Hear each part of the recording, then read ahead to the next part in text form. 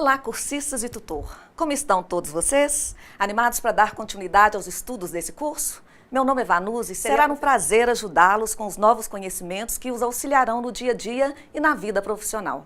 Conto com a atenção de todos e sugiro que anotem as dificuldades e dúvidas que tiverem ao longo dessa aula. Podemos esclarecê-las depois, nos fóruns. Trataremos nessa disciplina de questões relativas ao uso da nossa língua portuguesa e que ganham relevância no processo de comunicação, em especial da escrita. Como sabem, é importante ampliar os conhecimentos do uso da nossa língua em sua modalidade padrão, porque eles serão solicitados na nossa prática comunicativa, seja na esfera pessoal ou profissional. Ignoramos, às vezes, que o modo como utilizamos a língua portuguesa revela o domínio que temos sobre ela, podendo causar uma boa ou má impressão do falante que a utiliza. Na esfera profissional, isso ganha ainda mais peso, não é mesmo? Portanto, para usá-la conforme a exigência comunicativa, é preciso ter domínio de determinadas regras que governam o seu uso mais formal.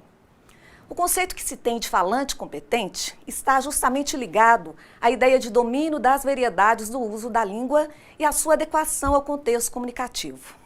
Para os profissionais da esfera administrativa, da qual vocês farão parte, tais conhecimentos se tornam imprescindíveis.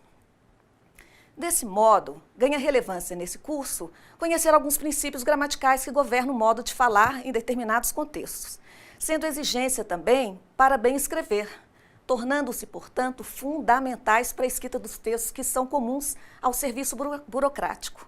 Quanto a essa questão, vocês saberiam me dizer quais seriam esses textos que circulam nessa esfera? Certamente vocês já lidaram com eles em alguma ocasião da vida de vocês. Por exemplo, para se candidatarem à vaga desse curso, certamente vocês leram um edital, certo? Esse é um dos tipos de textos encontrados nos gêneros administrativos, empresariais e também nos documentos e publicações oficiais do Serviço Público Federal, Estadual e Municipal. Analisemos algumas imagens. Observem que se tratam de textos comuns a essas esferas, como a ata, uma circular, o ofício, o e-mail, o comunicado. Portanto, para quem pretende assumir uma vaga profissional em setores como esses, deve conhecê-los, dominando a escrita própria e o padrão estrutural de cada um. Para essa aprendizagem, meus caros, começaremos por refletir sobre o processo de comunicação e o que nele está envolvido. Vamos analisar mais um slide. Vejam que se trata de imagens sugestivas do processo de interação entre sujeitos, levando a crer que as informações estão sendo transmitidas e ao mesmo tempo entendidas, o que nos permite concluir que a comunicação está sendo estabelecida, concordam? É possível definir desse modo que a comunicação corresponde a esse ato nosso diário, a qual nos envolvemos ao interagir com outras pessoas. Faz parte da nossa vida, da nossa condição humana estabelecer esse contato, informando sobre o nosso modo de pensar, de sentir, permite-nos dividir experiências. E isso pode ser feito de inúmeras formas. Vocês concordam comigo? Podemos interagir com alguém estabelecendo o processo comunicativo também sem dizer uma só palavra, certo? Darei um tempo a vocês para que reflitam sobre isso, respondendo as seguintes questões. Todos concordamos que há várias linguagens que podemos usar no processo comunicativo. Quais são, portanto, as formas possíveis de estabelecer uma comunicação, de interagir com outras pessoas, além do uso da palavra? A comunicação e a interação são possíveis de inúmeras maneiras, e para que isso ocorra, utiliza-se uma linguagem que seja apropriada e comum aos falantes, para que possa ser entendida. Quando me refiro à linguagem, estou me referindo aos vários signos existentes que nos permitem a comunicação e que certamente vieram à cabeça de vocês ao pensar sobre isso. Logo, além da palavra, esse signo linguístico de privilégio, usado tanto em sua forma oral como escrita, há também outras formas de linguagem a partir de outros signos, favorecendo que a interação se estabeleça, que o processo comunicativo aconteça. As próximas imagens nos permitirão pensar melhor sobre eles. Vamos analisá-las. Observem que são certamente representativas dos exemplos dados por vocês. Vejam que conseguimos entender as mensagens passadas por elas. Por exemplo, a imagem do dedo indicador sobre a boca, a imagem do homem cuja fisionomia sugere susto, espanto, medo, assim como a demonstração de alegria, de um gesto de carinho, são linguagens que podem ser facilmente entendidas por nós, não é mesmo? Sabemos também da existência de outros códigos comunicativos que são utilizados, como, por exemplo, o código de sinais, os utilizados no trânsito, os representativos da área esportiva e assim por diante. Observem ainda a charge apresentada. Trata-se de uma imagem que apresenta a cena de várias pessoas usando seus celulares, fotografando um afogamento, sem ao menos ajudar quem está se afogando. É possível entender o propósito comunicativo dessa imagem e a mensagem que está por trás dela? Certamente, pois o conhecimento que temos sobre essa questão apresentada nos permite o entendimento.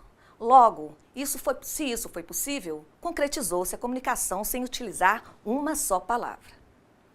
Vimos desse modo que a comunicação pode se concretizar para além do uso da palavra, o que nos permite concluir que é possível estabelecer comunicação a partir de outras linguagens, compondo um universo de possibilidades comunicativas. Sendo assim, torna-se adequada a divisão que se faz das variadas formas de linguagem empregadas nas situações de comunicação. Assim, essas linguagens podem ser divididas em linguagem verbal e linguagem não verbal. Vamos entender isso melhor. A linguagem verbal envolve o uso da palavra, seja na sua forma oral ou escrita, enquanto a linguagem não verbal pode ser expressa a partir de outros signos comunicativos, diferentes da palavra. Assim, por exemplo, as mímicas, os olhares, a postura. Sabiam disso? A postura informa muito sobre nós em determinado momento. As expressões faciais também fazem parte das possibilidades comunicativas, revelando muito do que queremos expressar. Há também os chamados nutos. Já ouviram falar nessa palavra? Anotem-na aí, para aumentar mais uma no vocabulário de vocês. Nutos são os movimentos de cabeça indicando aprovação. Todos esses são exemplos de possibilidades comunicativas importantes. Está ficando claro? São informações que poderão ser revistas por vocês na apostila da disciplina. Falta-nos falar nessa aula sobre 3 tópicos igualmente importantes: língua, fala, língua culta e língua coloquial. O que vocês entendem por língua e fala? Já ouviram falar sobre língua culta e língua coloquial? Quando nos referimos à língua no contexto da comunicação, estamos nos referindo ao instrumento utilizado para isso, seja na sua forma sonora, seja na sua forma grafada. A língua é pertencente a um grupo social que a adota, compondo um elemento identitário. Faz parte da identidade da cultura de uma sociedade, de um povo, sendo organizada por convenções e regras conhecidas por seus falantes. A nossa língua portuguesa é um exemplo. Outro exemplo também é que podemos dar é a língua brasileira de sinais, que é pertencente a um grupo social que adotou como língua. Por sua vez, a fala corresponde a uma forma particularizada do uso da língua. O falante, assim, pode utilizá-la conforme lhe aprouver, o que significa uma liberdade na forma de usá-la. E isso é muito bom, não acham? Afinal, somos seres únicos e podemos elaborar nossa fala conforme os nossos pensamentos, sentimentos, valores, conhecimentos, tudo isso de modo muito particular.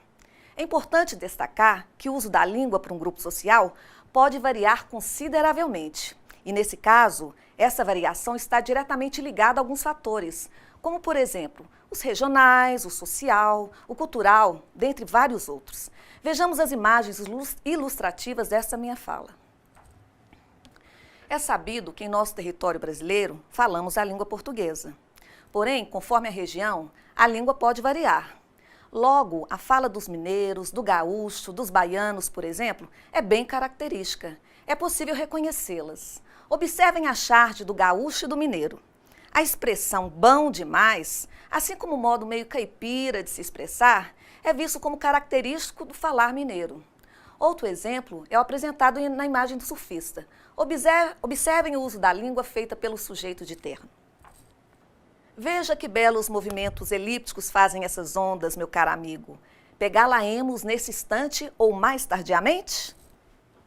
É possível supor que se trata de um conhecedor da língua culta em sua forma padrão. Embora o discurso desse sujeito, nesse contexto, seja completamente inadequado. Afinal, em uma praia, nesse contexto mais descontraído, pede-se uma linguagem também mais descontraída, informal, assim como uma roupa mais apropriada, concordam?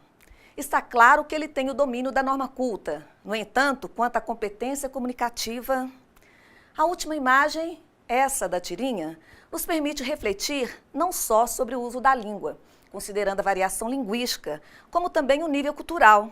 é possível ainda uma reflexão do uso da língua como instrumento de poder. Observem que o interesse inicial da jovem pelo rapaz, de aparência atraente, sedutora, acabou exatamente quando ele não mostrou ter domínio do uso da língua culta. Problema é demais, não acham? Podemos ainda, para finalizar essa aula Comunicação e Linguagem, falar sobre um aspecto da língua que diz respeito à sua forma coloquial ou culta. Pensemos sobre isso a partir do poema a seguir. Pronominais. Dê-me um cigarro, diz a gramática, do professor e do aluno, e do mulato sabido, mas o bom negro e o bom branco da nação brasileira dizem todos os dias: deixa disso, camarada, me dá um cigarro? A linguagem culta está diretamente relacionada à ideia expressa por Drummond nos primeiros versos do poema. Uma língua mais cuidada, mais elaborada. Assim, há preocupações quanto à escolha das palavras, quanto à obediência às regras necessárias ao seu uso. Então, segundo as exigências da língua padrão, deve-se dizer: dê-me um cigarro, e não, me dá um cigarro. Diríamos que se trata da língua arrumadinha. Podemos comparar aquela roupa de festa. Por sua vez, a língua coloquial está diretamente ligada aos versos finais. Trata-se dessa língua nossa do dia a dia, na ponta da língua, fácil de falar e de entender. No material da disciplina, há exemplos de textos que devem ser comparados por vocês. Que tal conhecer um pouco mais sobre o uso dessa língua mais arrumada? Vimos que ela pode ser instrumento de poder, estão lembrados? Fôlego então, porque as próximas aulas exigirão uma atenção redobrada.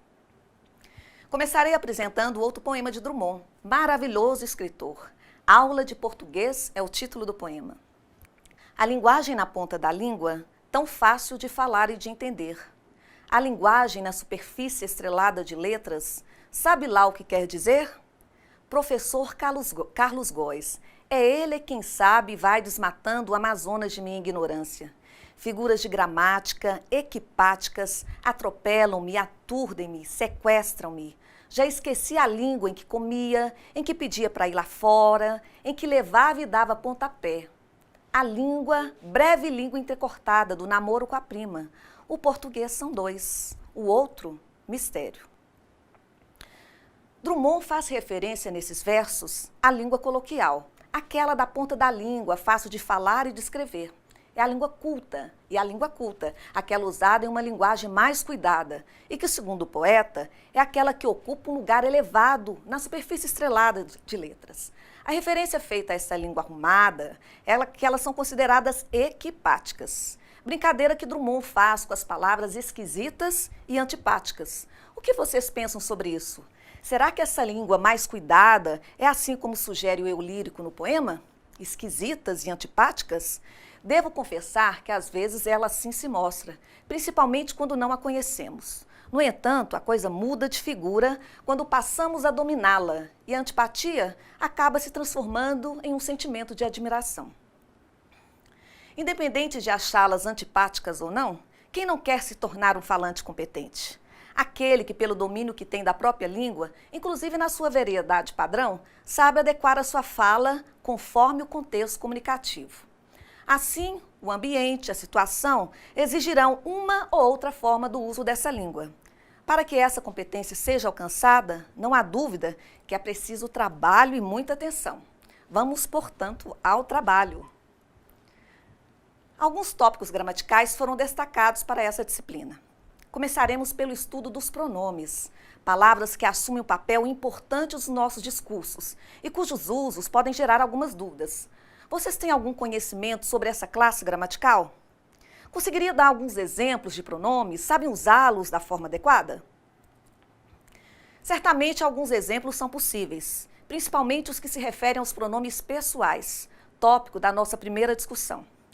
Inicialmente, podemos dizer que esses pronomes substituem ou acompanham o nome, substantivo ou adjetivo, e podem ser classificados em pronomes pessoais o caso reto, pronomes pessoais o caso oblíquo. Entenderam? Não? Calma. Para entender essa classificação, é preciso analisar as regras de uso desses pronomes em um texto, seja ele oral ou escrito.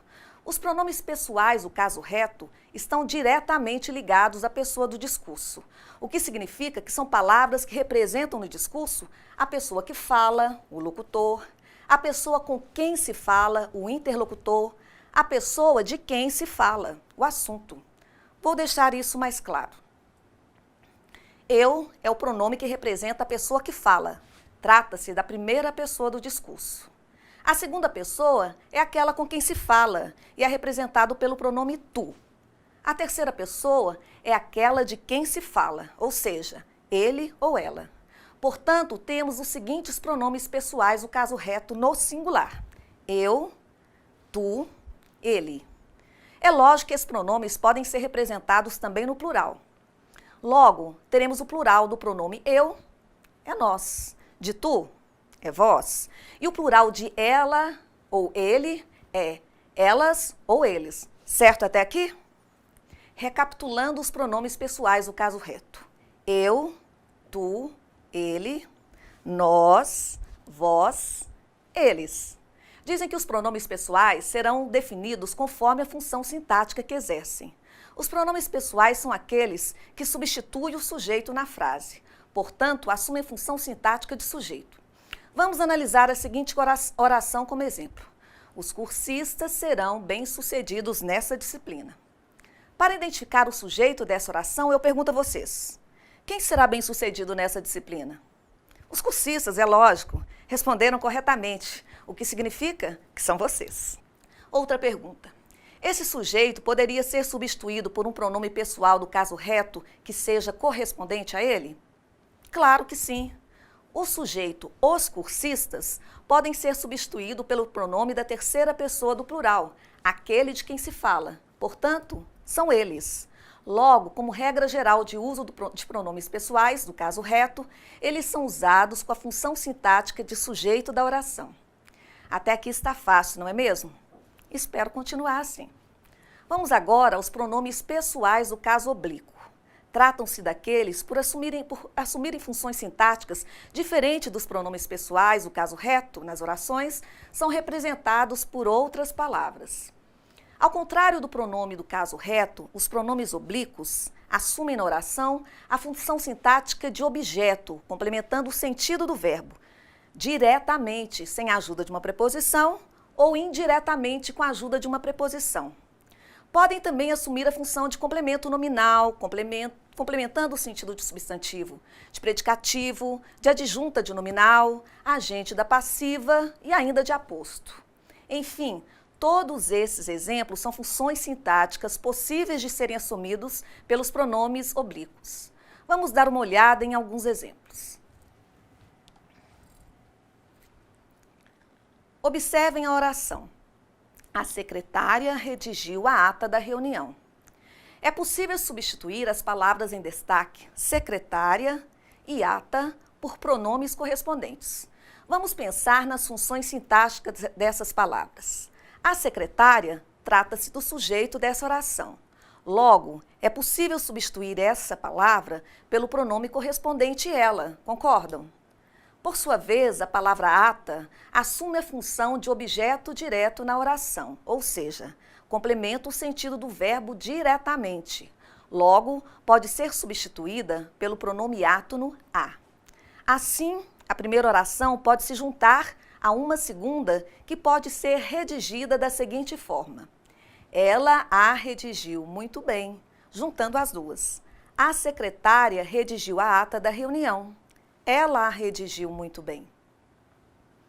Quanto aos pronomes oblíquos, esses podem ser atos ou tônicos. Vocês poderão analisá-los melhor na tabela 2.1 do material de vocês. Para usá-los adequadamente, é necessário observar também a função sintática que exercem na oração. Os pronomes pessoais oblíquos, átonos, sempre estão ligados ao verbo. Então é preciso que analisemos a exigência desse verbo. Se a exigência de seu complemento for um objeto direto, são usados os pronomes átonos o, a, os, as. Em substituição a um substantivo. Se, ao contrário, a exigência for um objeto indireto, quer dizer, uma palavra que complementa o verbo com a ajuda de uma preposição, os pronomes serão os oblíquos átonos, lhe, lhes. Vamos analisar essa informação nas seguintes orações. Observem a seguinte frase. O diretor solicitou o documento certo. Observem a próxima frase. Indaguei-lhe sobre qual seria o documento. Vejam que nessa segunda frase a palavra diretor é retomada, sendo substituída por um pronome correspondente. Nesse caso, o pronome oblíquo átono lhe, que cumpre o papel na frase de objeto indireto. Notem que o verbo indagar exige um complemento acompanhado da preposição a. Quem indaga, indaga alguma coisa a alguém. Logo, a secretária indagou a ele, o diretor, quer dizer que ela lhe indagou. Outra informação importante quanto aos pronomes é a possibilidade de sofrerem modificações conforme a terminação verbal. Vamos para mais um slide. Vamos analisar as frases a seguir. Observem que há alterações no pronome átono, o, a, os, as, quando os verbos a que eles se juntam apresentarem as seguintes terminações. Quando terminados em R, S, Z, essas terminações são eliminadas e ao pronome átono correspondente à palavra que complementa o verbo, junta-se a letra L. Peguemos como exemplo a frase, a secretária deve enviar o documento. Essa mesma frase pode ser reescrita da seguinte forma, a secretária deve enviá-lo. Nesse caso, ao reescrever a oração, o verbo enviar perde o R e ao pronome oblíquo átono o se une a letra L, podendo ainda essa informação ser retomada da seguinte forma, ela deve enviá-lo com a urgência. A tirinha permite que possamos refletir um pouco mais sobre essa questão. Observem que no segundo quadrinho, a fala da personagem está inadequada, uma vez que o complemento verbal apropriado ao verbo no infinitivo seria a junção do pronome oblíquo átono, o, mais a letra L. Logo, o ideal da fala do personagem no segundo quadrinho seria vamos arrasá-los e não arrasar eles. Vamos analisar mais um slide com novos exemplos dessas regras. Observem as frases com os verbos terminados em R e S. Enviei o documento. Enviei-o. Enviar o documento. Enviá-lo. Pões a pasta no escritório. Põe-la no escritório. Fazer a ata. Fazê-la. Fazes a ata. Fazê-la. Comprei a pasta. Comprei-a. Do mesmo modo, haverá alteração do pronome caso os verbos tenham sons nasais. Assim, a frase compram a pasta pode ser reescrita da seguinte forma, compram-na. Observe que o verbo compram termina com o som nasal da letra M. Do mesmo modo, ocorre com a oração põe a pasta no escritório, que pode ser reescrita põe-na no escritório. Ocorre, nesse caso, um ditongo nasal, que corresponde às duas vogais, uma delas sinalizada com o tio, o que permite a nasalização ao pronunciá-las. Bem, espero que estejam conseguindo acompanhar. A língua portuguesa, bem arrumada, é assim mesmo, cheio de regras a serem seguidas. E é lógico, precisamos conhecê-las para usá-las quando forem exigidas, certo? Passemos agora para os pronomes pessoais oblíquos tônicos, aqueles que são pronunciados com mais força. Vocês poderão conferir todos eles na tabela 2.1, na página 19 do material. Esses são pronomes que, quando usados, geram certa dúvida, favorecendo a inadequação de seus usos. Uma observação quanto a esses pronomes é que eles costumam vir acompanhados de preposição. E, nesse caso, é preciso analisar algumas construções comuns na linguagem coloquial e que são consideradas inadequadas segundo a norma padrão. Vejamos mais um slide.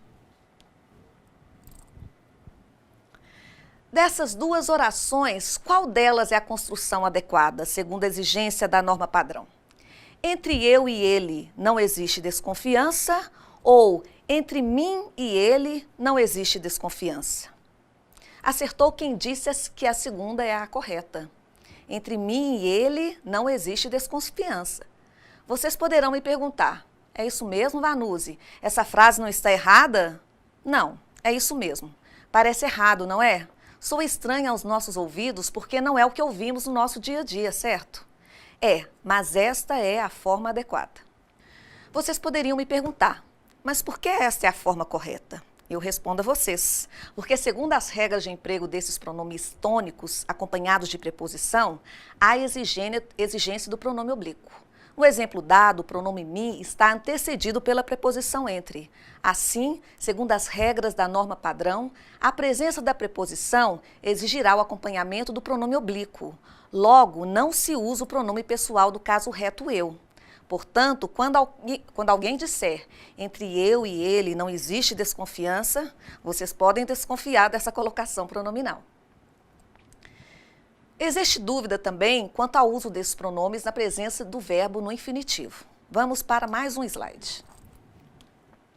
Alguém se lembra daquela história de papo de índio? Mim ser missionário, mim ser guerreiro? O que vocês pensam sobre essas colocações pronominais? Esse papo de índio é muito interessante e adequado entre eles. No entanto, meus caros, a língua portuguesa, em sua forma padrão, condena tal colocação pronominal. Assim, lanço mais uma pergunta a vocês. Qual é a forma correta? É para eu fazer a ata da reunião ou é para mim fazer a ata da reunião? Certamente o papo de índio não cabe aqui. Assim, o adequado é para eu fazer a ata da reunião. Vale como regra observar a presença do verbo no infinitivo. Nesse caso, antes dele, usa-se o pronome pessoal do caso reto eu, e não o pronome oblíquo tônico mim. Porém, é possível as construções seguintes. É fácil para mim fazer a ata da reunião. Essa adequação pode melhor ser entendida do seguinte modo. Fazer a ata da reunião é fácil para mim. Pensam que acabou a história dos pronomes? Ainda não. Não havia dito a vocês, mas a classe de pronomes não dá moleza, é longa e insistente em apresentar suas formas. Então, só nos resta render a eles, já que temos que cuidar para não escorregar na língua, não é mesmo? Que tal, então, mais uma dose de pronomes? Falaremos de mais uma classificação, aquela que costuma, na maioria das vezes, querer possuir algo. Logo, eu tenho meu emprego, meus amigos, minha família, minhas alegrias. Viram como se trata de um pronome possessivo? É isso. Estou me referindo a uma classe de pronomes que é chamada de pronomes possessivos. Ele está diretamente ligado ao possuidor, concorda com ele e acompanha um substantivo. Assim, quando me refiro à minha pessoa, eu, os pronomes correspondentes serão meu, meus, minha, minhas. Se a referência for a tu, os pronomes correspondentes serão teu, tua, teus, tuas. Se for terceira pessoa, será seu, sua, seus, suas. E assim por diante. Podem conferir o restante desses pronomes possessivos na tabela 2.3 do material. Os possessivos são fáceis, não? São, eles são fáceis. Porém, sinto muito, mas sempre haverá poréns. Estão pensando que é só moleza? Os poréns existem para que fiquemos atentos. O porém para esses pronomes está ligado mais diretamente ao pronome da terceira pessoa do singular e do plural, que correspondem aos pronomes seu, sua, seus, suas. Esses costumam pegar peças. Vamos dar uma olhada no slide. O diretor proibiu que a secretária utilizasse seu celular. Vocês podem perguntar, de quem é o celular? O celular é do diretor ou o celular é da secretária? Portanto, essa construção gera ambiguidade. O que é isso? É a possibilidade de mais de um sentido a ser construído. Para não correr dúvidas, gerando imprecisão da informação, é melhor dizer, nesse caso, o diretor proibiu a secretária que utilizasse o celular dela, certo? Ainda quanto aos pronomes possessivos, é preciso estar atento à informação de que não podemos utilizar os pronomes possessivos de segunda pessoa para dirigir-se à terceira. Assim, se a referência é feita a tu, os possessivos serão teu, tua, teus, tuas. Se for a terceira, você, ele, ela, os possessivos serão seu, sua, seu, suas. Há ainda mais pronomes a serem estudados. Há uma classe deles que ninguém sabe definir. É isso mesmo. Então, eles são desconhecidos? Brincadeirinha. estratégia para que se lembre que existe uma classe dos pronomes chamados indefinidos. Mas afinal, quais são eles? Quem são eles? Observem o período em destaque.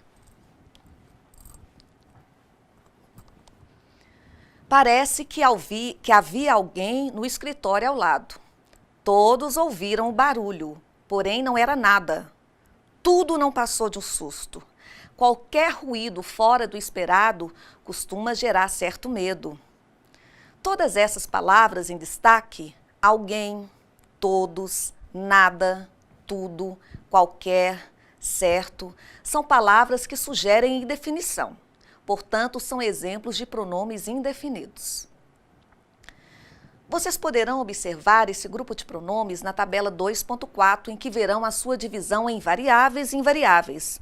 A divisão como variáveis e invariáveis significa a possibilidade dessas palavras, com um valor indeterminado, de variarem no singular, plural e no gênero. Os pronomes interrogativos serão agora os próximos dessa grande lista. São os curiosos dessa classe gramatical, portanto, querem saber de tudo: qual, quanto, quantas, quem, que, sendo que quem e que são invariáveis e qual e quanto são variáveis. São pronomes que cumprem os papéis de formular perguntas de forma direta ou indireta. Por exemplo, eu pergunto a vocês: quem está prestando atenção na aula? Todos, é lógico, pelo menos espero. Ou, não sei se quantos alunos estão me ouvindo. Qual das perguntas foi feita de forma direta e qual foi feita de forma indireta? Fácil, não é mesmo? A primeira pergunta, aquela que eu me dirijo a vocês diretamente. Por sua vez, a outra é a forma indireta. Outros pronomes importantes são aqueles a que eu denomino de grandes trabalhadores, pois assumem vários papéis. O nome que esses pronomes recebem já diz muito sobre eles. Trata-se dos pronomes relativos. Estabelecem relações entre as frases no texto. Diríamos que são os agentes das relações públicas. Assim, eles, além de ligarem as orações, estabelecendo um vínculo entre elas, retomando elementos já informados, assumem também funções sintáticas, sendo que ainda, como elementos atrativos, quando é necessário usar companheiros da mesma classe gramatical, os atraem para perto de si. São palavras que podem ser variáveis e invariáveis, o que significa que alguns podem permanecer com sua forma inalterada, como os pronomes relativos que, quem e onde, ou sofrer alterações conforme a palavra que se relaciona, como os pronomes qual e cujo. Vejamos alguns exemplos. Os documentos que foram assinados já foram entregues. Os documentos os quais foram assinados já foram entregues. Este é o documento cuja informação ficou incorreta. Visitaremos a cidade onde fica a sede da empresa. Peço que me perdoe pelo atraso da entrega dos documentos. Notem que os pronomes relativos, como dito, estabelecem as relações necessárias à harmonia do período. Chamo a atenção de vocês para dois desses pronomes, onde e cujo. O pronome onde só pode ser usado se indicar lugar específico, enquanto que com o pronome relativo cujo não se usa nenhuma palavra entre ele e o termo possuído. Todas essas informações poderão ser vistas nas atividades que realizarão. Assim, poderão exercitar o uso desses pronomes e tirar as dúvidas que costumam surgir, certo? Falta-nos ainda falar sobre o último grupo de pronomes, aquele que são usados nos tratamentos dados às pessoas de maneira formal ou informal. Existem exigências ao nos dirigirmos a uma pessoa a que devemos obedecer. Assim, posso me dirigir a determinada pessoa, tratando-a por você, que é um tratamento bem informal, que supõe certa intimidade. Ou posso me dirigir a alguém de forma cerimoniosa, como senhor, vossa senhoria, vossa meritíssima, vossa santidade, enfim. O tratamento a ser dado obedecerá à exigência da posição ocupada pela pessoa a qual nos dirigimos. É preciso que conheçam muito bem esses chamados pronomes de tratamento, pois esses conhecimentos serão solicitados nos textos que serão redigidos por vocês na vida profissional, sendo característicos da redação de textos empresariais e oficiais, portanto, são muito usados nesse contexto. Cansados, turma? Faltando pouquinho para terminar essa aula. Não poderia deixar para depois outro conhecimento gramatical diretamente ligado à classe de pronomes, mais especificamente aos pronomes pessoais oblíquos. Lembram-se deles? Falaremos agora da colocação pronominal. Lembram-se do poema de Drummond? É dê-me um cigarro ou me dê um cigarro? Essas colocações pronominais geram bastante dúvidas na hora de escrever. Já ouviram falar de próclise, mesóclise e ênclise? Nomes estranhos, não? Tratam-se de nomes correspondentes à posição que os pronomes oblíquos átonos me, ti, si, nós, vos, o, a, lhe, os, as, lhes ocupam em relação ao verbo. Assim, se vierem antes do verbo, terão o nome de próclise. Se vierem na posição intermediária, serão uma mesóclise. E após o verbo, serão uma ênclise. Tudo bem entendido isso, ok? Agora o mais importante, como saber em qual posição esses pronomes deverão ficar? Antes, no meio ou depois do verbo? Bem, há critérios que determinam essa posição. A próclise, uma das mais usadas nas colocações pronominais, normalmente costuma ser usada quando na frase há palavras que costumam atrair esses pronomes. Assim, palavras com valor negativo atraem esses pronomes. Por exemplo, não me importo com isso. Observem que a palavra não atraiu o pronome oblíquo me. Assim, ele se posicionou antes do verbo. Outras classes gramaticais cumprem esse mesmo papel atrativo. Os advérbios são uma delas. Vou dar um exemplo. Aqui se vive muito bem. Aqui é um advérbio que atraiu o pronome oblíquo átono si. Também os pronomes indefinidos, os interrogativos, os relativos, se lembram deles? Acabamos de vê-los. Todos eles atraem para perto de si os pronomes oblíquos átonos. A mesóclise, por sua vez, é uma das colocações pronominais menos usada. E a regra para usá-la é muito tranquila. A mesóclise só ocorrerá se o verbo se apresentar nos tempos verbais indicativos de futuro. O futuro do presente e o futuro do pretérito. Não sei se lembram, mas a conjugação do tempo verbal futuro do presente inicia com a forma verbal terminada em rei, na primeira pessoa do singular. Assim, o verbo viajar, por exemplo, nesse tempo verbal, é conjugado da seguinte forma: eu viajarei. Por sua vez, o futuro do pretérito tem como terminação verbal, na primeira pessoa, a terminação ria. No exemplo dado, a frase ficará: eu visitaria. Assim, na colocação pronominal sendo feita no meio do verbo, seria possível a seguinte frase: visitar-te-ei na próxima semana. Parece estranho para nós, mas é uma forma correta. Quanto a esta regra, há uma exceção. Ela não prevalecerá se os critérios que determinam a próclise estiverem presentes. O que quer dizer que quem governa mais é a próclise. Não é à toa que ela é a colocação pronominal que predomina. Falta a ênclise desse grupo. Quando se deve usá-la? Podemos dizer que essa fica com as sobras. Quero dizer que se não der para usar a próclise e nem a mesóclise, só resta então a ênclise, ou seja, a colocação pronominal depois do verbo. Porém, é possível estabelecer como regra não iniciar uma oração com o pronome antes do verbo. Logo, nas formas imperativas, isso também é exigência. Observem o exemplo no slide a seguir.